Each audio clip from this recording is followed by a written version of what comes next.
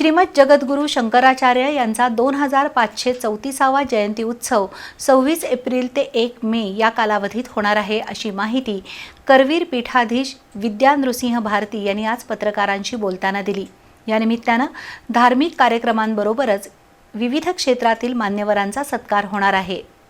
श्रीमद जगद्गुरू आद्य शंकराचार्यांचा 2534वा जयंती उत्सव कोल्हापुरात साजरा होणार आहे। करवीर पीठाधीश विद्या नृसिंह भारती यांनी उत्सव कालावधीतील धार्मिक, सामाजिक आणि आध्यात्मिक कार्यक्रमांची माहिती दिली। जन्मकाळ, कीर्तन, रामायण, होम हवन यासह भाव आणि भक्तिगीतांचा कार्यक्रम होईल।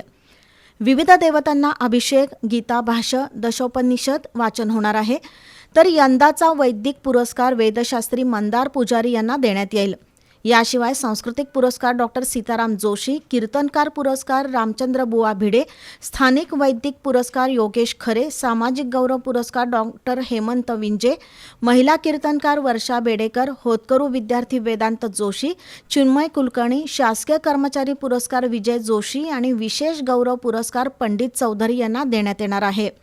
हा पुरस्कार वितरण सोहळा 30 एप्रिल रोजी सकाळी 11 वाजता सुरू होईल।